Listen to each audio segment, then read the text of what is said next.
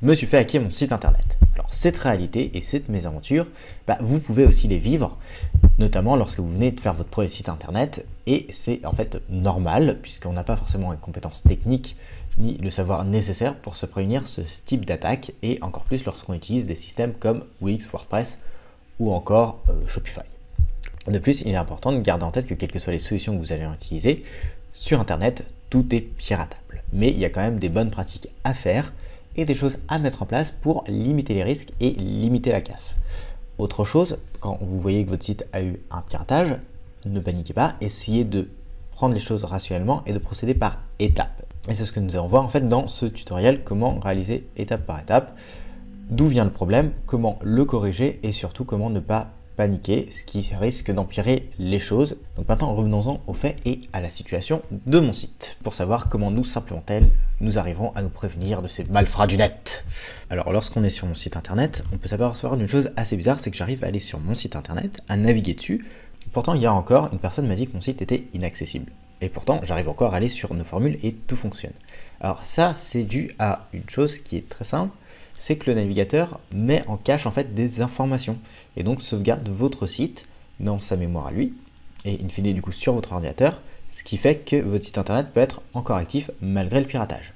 Donc une première chose à faire va être de vérifier l'état de son site, soit sur un autre système, type votre téléphone, ou encore vous pouvez très bien aller sur navigation privée pour voir ça. L'avantage de la navigation privée, c'est qu'elle vous permettra directement de ne pas avoir d'historique de navigation et donc de voir votre site comme il est réellement. Donc afin de voir ce problème, on va déjà se rendre sur la navigation privée via l'onglet navigation privée.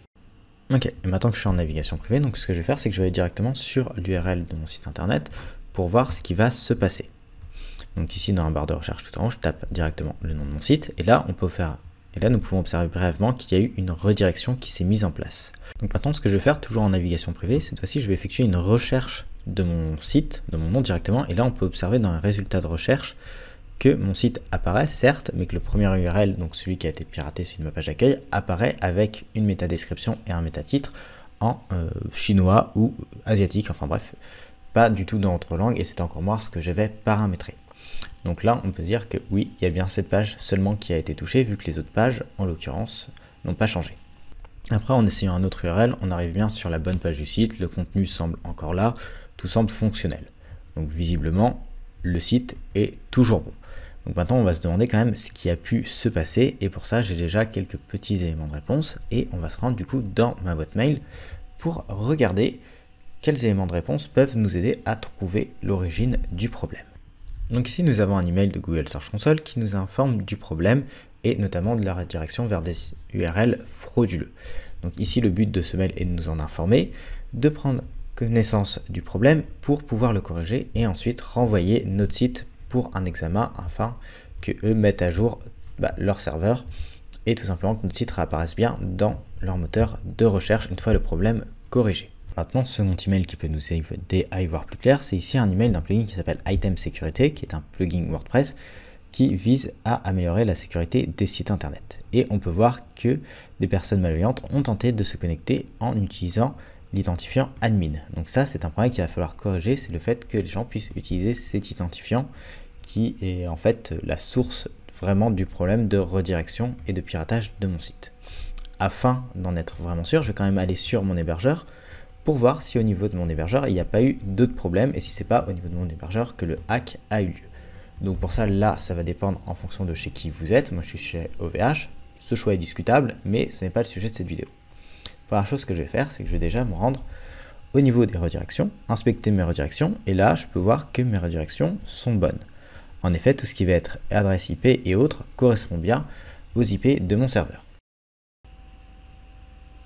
Donc, une fois que j'ai corrigé mes redirections, je vais aller voir si dans mes zones DNS, j'ai des problèmes ou non. Donc pour ça, je vais cliquer sur zone DNS. Donc oui, ça fait quelques termes compliqués, mais l'idée ici est de vous fournir une démarche à suivre. Là, dans les zones DNS, je peux constater que pareil, tout est bon. Soit les valeurs sont en lien avec mon hébergement, puisque ce sont les bonnes adresses IPv4 et IPv6, soit alors les autres valeurs sont en adéquation avec le fait que je sois chez OVH. Donc vous, les valeurs pourraient changer et du coup avoir des valeurs propres à votre hébergeur. Donc vous ici, dans cible, vérifiez bien que soit ce soit l'IP de votre serveur, soit du coup des valeurs qui sont en lien avec votre hébergement, donc des choses avec, dans mon cas par exemple ovh.net, donc dans votre cas peut-être odeswitch.net ou autre. Maintenant on va rentrer dans une phase encore un chouïa plus technique, mais qui n'est pas forcément nécessaire. Ici c'est pour vous montrer une étape supplémentaire qui peut être utile dans des cas vraiment catastrophiques, à savoir pouvoir se connecter directement au serveur pour voir les fichiers qui sont dessus. Donc il y a deux façons de faire, soit vous avez un hébergeur qui propose directement cette fonctionnalité, ce qui est le cas sur ODeswitch ou sur Hostinger, où vous pouvez directement aller dans les fichiers du serveur, soit il faudra utiliser un outil tierce qui en l'occurrence ici s'appelle FileZilla, qui permet du coup de vous connecter à ce serveur et d'inspecter les fichiers. Donc moi ce que je vais faire, c'est que je vais essayer de regarder des fichiers avec des dates qui me semblent un peu douteuses, des dates auxquelles je ne me serais pas forcément connecté sur mon site pour faire des changements. Donc là en l'occurrence je vois rien, à part à un moment un espèce de fichier qui est daté de 1970, enfin 70. Et là je me dis c'est quand même louche, parce que déjà mon site n'existait pas, et même comme date ça colle pas, je crois même pas qu'OVH existait à cette date là. Donc en fait ce fichier tout simplement qui déjà je n'était pas sur mon serveur de base, je vais le supprimer en espérant que ça corrige le problème, mais ça va pas corriger le problème dans le fond, puisque comme on l'a vu via les mails, il y a aussi une question de forçage au niveau des identifiants. Mais bon, je vais quand même continuer de regarder un peu ce qu'il y a sur mon serveur, voir s'il n'y a pas d'autre chose à nettoyer. Mais nous, on va faire une autre méthode qui va être beaucoup plus simple pour tout nettoyer d'un coup et purger notre serveur. Il faudra juste voyager un petit peu dans le temps. Afin de pouvoir utiliser cette technique de voyage dans le temps, il va falloir soit que vous ayez sur votre site internet un plugin ou c'est une fonctionnalité de sauvegarde et de restauration. Donc dans le cas de WordPress, il faudra des plugins comme Updraft Plus ou WP Vivid. Donc si vous voulez, il y aura un lien vers un tuto WP Vivid qui va apparaître. Si jamais vous êtes sur une autre solution ou que vous n'avez pas installé cette solution-là, alors pas de panique, même sur WordPress ou ailleurs, en fonction de votre hébergement, vous avez différentes sauvegardes qui sont faites. Donc par exemple, je sais que sur Hostinger, on a des sauvegardes qui sont hebdomadaires, et sur OVH, nous, on a des sauvegardes qui sont quotidiennes. Et donc pour ça, il va falloir du coup se rendre sur notre hébergeur et aller trouver ces sauvegardes-là. Donc ces sauvegardes peuvent se présenter de deux façons. Soit vous avez une sauvegarde et une restauration qui vont être globales, donc qui vont restaurer et les fichiers sur le serveur et votre base de données, soit vous aurez en fait des sauvegardes et des restaurations du coup séparées. Donc une pour la base de données et une autre pour les fichiers sur le serveur. Donc là, c'est plus le cas de OVH. Concernant WP Vivid par exemple, donc l'extension WordPress, là vous pouvez sauvegarder le tout en un, ce qui sera plus simple. Donc maintenant en fonction de votre cas de figure, allez directement sur votre site, donc il va falloir retaper votre nom de site /wp-admin si jamais vous n'avez pas changé cette URL pour vous connecter, et du coup allez utiliser cette sauvegarde. Si jamais votre site est inaccessible, alors dans ce cas, rendez-vous directement sur votre hébergeur. Donc ici dans mon cas, je vais passer directement par mon hébergeur, étant donné que ça fait un petit moment que je n'ai pas fait de sauvegarde via WP Vivid et que je ne l'ai pas mis en mode automatique. Voilà. Bon, heureusement qu'OVH est là pour me sauver la mise. Maintenant, je suis sur OVH, et sur OVH, je vais faire cette restauration en deux temps. Donc dans un premier temps, j'ai le FTP d'un côté, et ensuite j'ai la base de données. Donc pour faire la restauration du système, il va falloir savoir à peu près à quelle période on s'est fait pirater. Dans mon cas, ça va parce que j'ai reçu un email qui me dit que j'ai été piraté aux alentours du 20-21. Et donc, pour faire la restauration de ma base de données, je vais me caler sur cette date-là et essayer de faire une restauration peut-être en date à peu près du 19, où normalement il ne devrait pas y avoir de problème. En parallèle de ça, je ferai une restauration du coup du FTP, donc des fichiers qui sont eux sur mon hébergement, histoire d'avoir tout bien clean. Quand ces deux choses seront effectuées, OVH m'enverra directement un email pour me dire que les restaurations ont bien été effectuées, et dans ce cas-là, normalement le problème sera corrigé, mais la faille sera encore là. Donc il faudra ensuite se rendre sur notre site internet et voir comment mieux le sécuriser pour éviter que les pirates ne reviennent. Donc normalement, une fois que votre restauration sera bien effectuée, votre hébergeur devrait vous envoyer un email automatique pour dire que tout s'est bien passé. Pareil, si vous retournez sur votre site internet et que vous testez à nouveau votre URL, normalement, ça devrait être bon. Vous devriez arriver bien sur votre site internet, et pareil, si vous demandez à des copains de tester depuis chez eux, ça devrait bien se passer.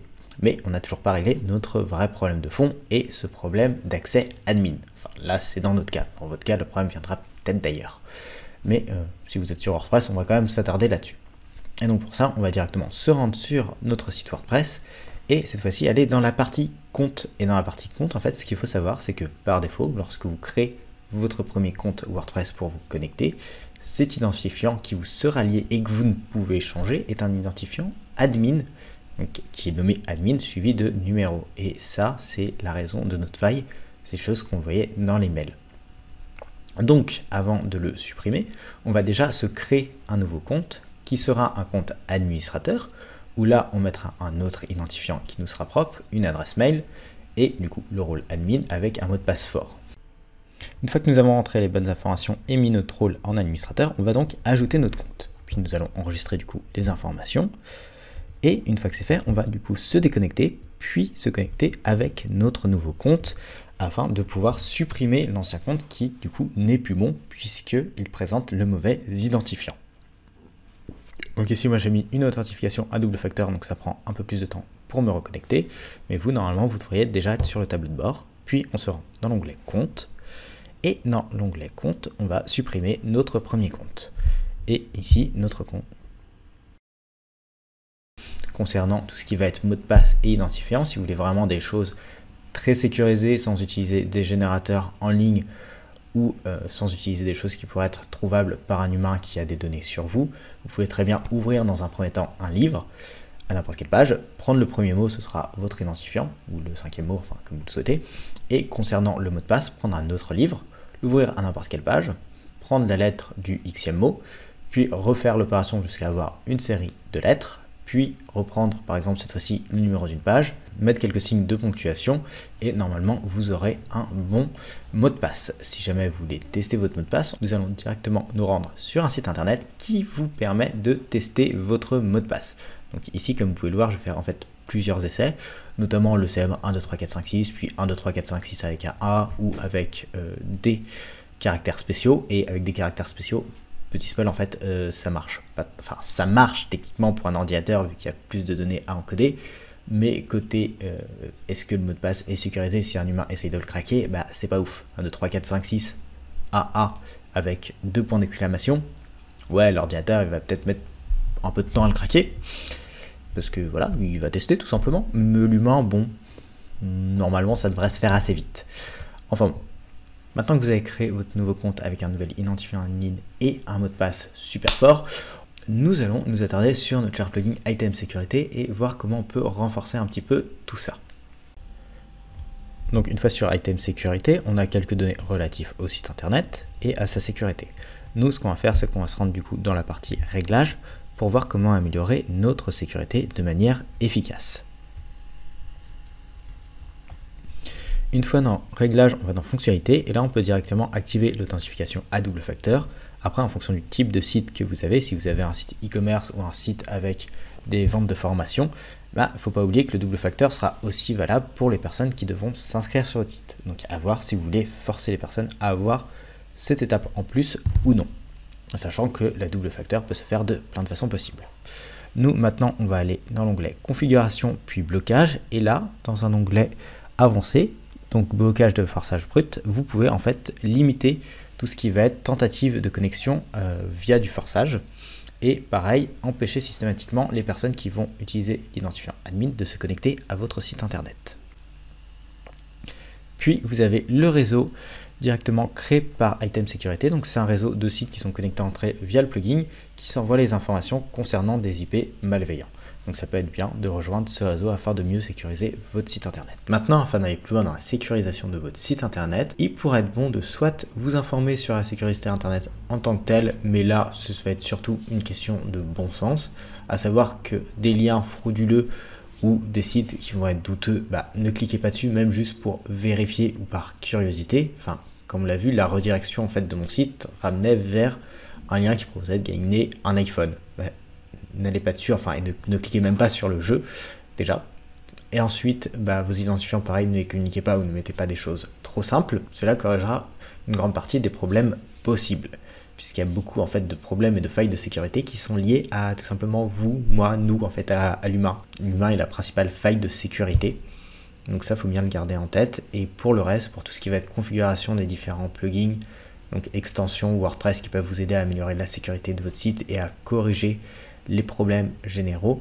Je vous invite à aller voir la vidéo que j'ai faite à ce sujet qui va être proposée à la fin de cette vidéo-là. Et sinon, il y a tout un tas d'autres vidéos sur YouTube qui vous en parleront, qui traiteront le sujet encore plus en long, en large et en travers. Donc voilà, j'espère que cette vidéo vous a été utile. Et si jamais vous avez des questions, n'hésitez pas à les poser en commentaire. Sur ce, on se retrouve pour Item Security.